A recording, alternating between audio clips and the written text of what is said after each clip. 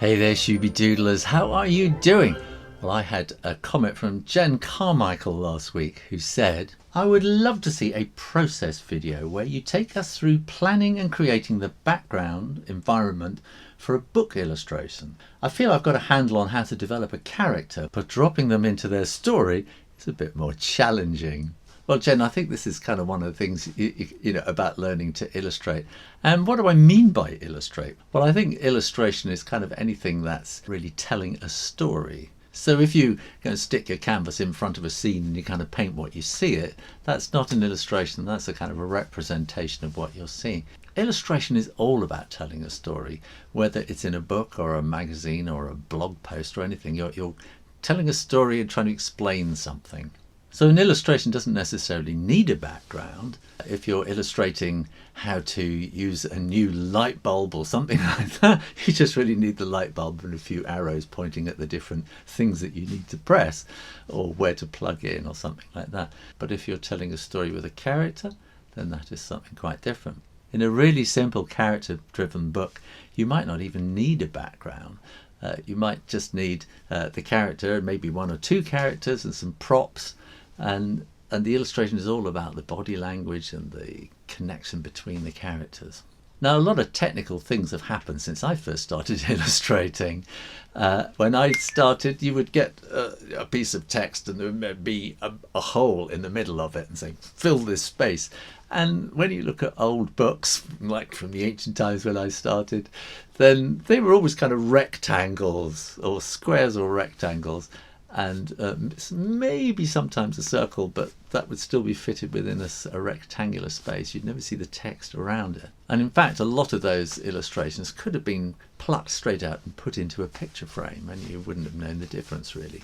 And then along came the Apple Mac and what we called then desktop publishing, which is how we publish nowadays. And one of the first books that I ever did was actually for the now Sir Michael Moore Pergo, which was sort of based on this new technology. And my editor was trying to explain, we can liberate ourselves away from these boxes, and we can put the text anywhere we like, and sort of go do something crazy. So I went home and I did the same old thing. I came back with some sketches, and she went, it's just not, And then one thing she said to me, where she said, in Hollywood, when they're filming, they have those cameras on the end of cranes, and they can kind of move up and down, and they can swing around, and that kind of thing is done with much sort of simpler technology on sort of crane arms now, smaller crane arms and sliders and drones and things like that.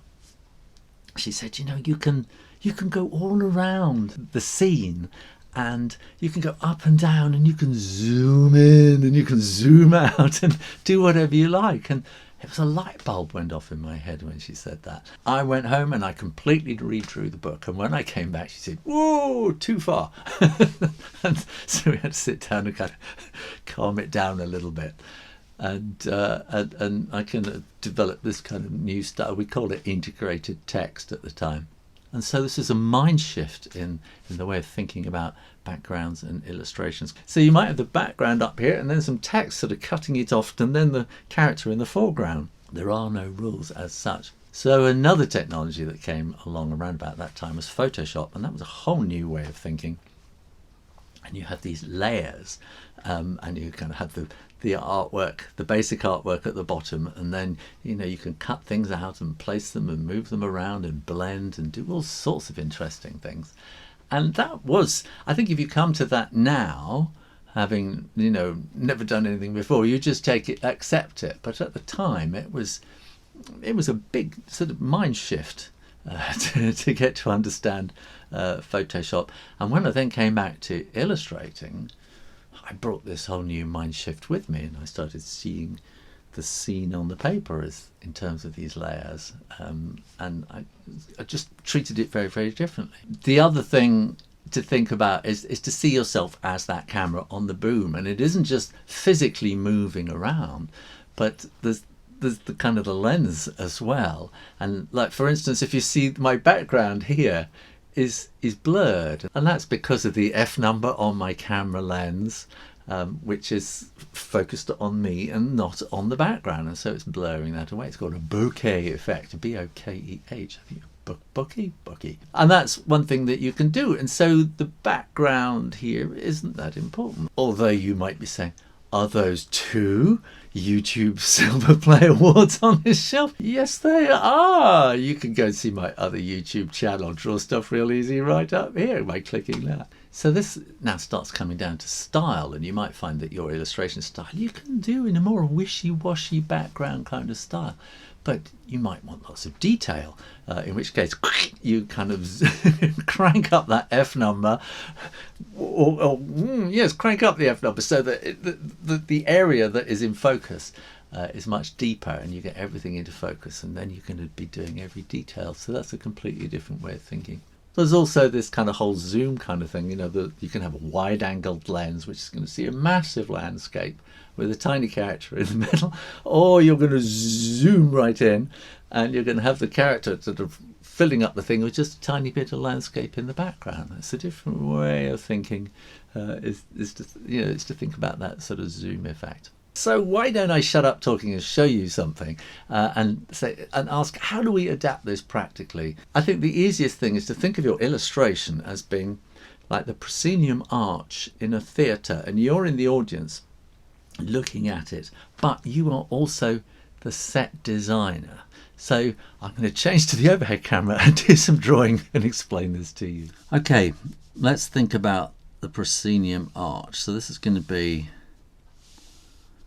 a rectangle. So I'm doing this in 3D here, and then this is backstage like that, and we can bring that in there like that. So the audience are sat here in their seats, nicely socially distanced because we're in Corona times at the moment, and they're looking at the stage here. Now we do have an extra thing that, you've got your audience visual point, with the way they're actually looking at the whole thing. Well, that's another thing altogether. We're going to assume that we got somebody sitting around about here in their nice seat, and they got their popcorn or whatever they're watching. Now, your main character is going to be the gingerbread man who is going to be standing down at the front. And I'm going to just do that to make sure we got that on a kind of a line like that at the front. In fact, they've probably got a little X on the floor telling them where to stand. And then we're going to have behind them another layer. So this is like Photoshop. And let's think that this could be that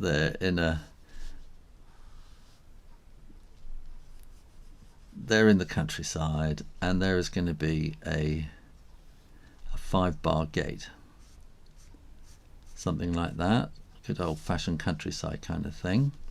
And you can imagine that's sort of held up on the wall there, so we can see that is another layer there. And then what we could do is have another layer, and we could say, oh, this is going to be down at the sea, and then we got this kind of view down the valley. And so here, so this is a bit more distant, and so here we might have some trees and things on the hillside.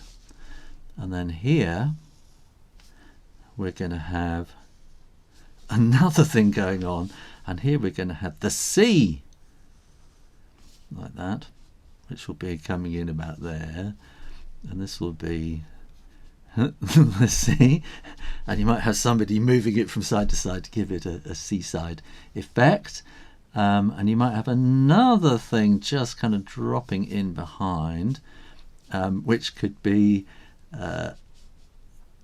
imagine that there's a piece of something going on, and then you got like a ship going past, or a sailing boat, let's say. That's nice and easy, isn't it? So the sailing boat like that, something like that, is slowly moving across the background there. And then here you've got the thing which is like a drop right at the back, which drops all the way down, and that's going to be you know, your sunset or whatever it is. There's the sun in the background with some clouds on there. And then maybe, you know, you've got somebody up in the gods there, up in the top, and they got some things on rubber bands, they got some things on elastic bands, they got little birds flapping around to make it look like a seaside scene. So you've got all this stuff going on. And when you then view it, say, from the front, which is what this person is then seeing, you're going to see our gingerbread man, because he's nice and easy to draw. And you're going to see this fence thing going here, you got that going there, and you got a 5-bar gate like that, and then you got the hills in the background. You could maybe have some sheep, you could do whatever you like on there, and then you've got the sea, and you've got your boat like that, and a few seagulls, and the sun shining, and a cloud in the sky, and that's what you're going to see. You can support this channel on Patreon and get useful help sheets like this one, and so much more. Click the link above to find out more. What about this person over here? They're going to see something a little bit different. I'm going to just drop that into the background, because they are kind of looking in there. They're going to miss some of this, aren't they? And so they're going to see the man over here, and that there, and the 5-bar gate will be sort of somewhere over here. So we're getting a slightly different view, and they're going to see the sea over there and the sun up there, and we might not even see that one bird, and you might miss some of the boat because it's hidden behind here because of the angle that you're looking at it. So you can think about, you know, moving around the different angles. You can also think about moving the whole stage, tilting the stage. Hang on, let's tilt it that way. So then that we would be, you know, we'd have these kind of things going on there, and our hero will be at the front. Quite easy to see, but, you know, you're going to miss quite a lot of the this background, and you're going to see hardly any of that thing. You're going to see, not going to see any of the sea at all. Let's take another view. So we could be looking down from above, and we're going to see our hero like that, and we're going to see that there, and then we got the gate, and we're going to miss most of the hedge that side. We're going to see a little bit of that kind of hillside, and maybe a hint of sea, but we might only catch a tiny bit of that ship because we're looking at it from a totally different point of view. We might then also, what about this person here? Or what about the person who's got up to say, shut up, get off the stage, you're rubbish, who's come right down to the front? Well, then you've got something quite different again, because then you've got the man there, and you've probably got the 5-bar gate, something very close up, and you're not going to see any of the sea at all, except maybe through the 5-bar gate. You're not going to see the ship. You might see a little bit of the sail like that, and you'll see the sun, then you'll see a cloud, and you might see the bottom of a bird or something like that. So it's all about perspective and how you're looking at it. So to get your character in there, put them on the stage, and then think about all the layers behind it. So there you are, Jen. I hope that explains the way I see doing it. I'm sure other people have different ways of approaching it, but I think there's a few different kind of ideas for you to work with there.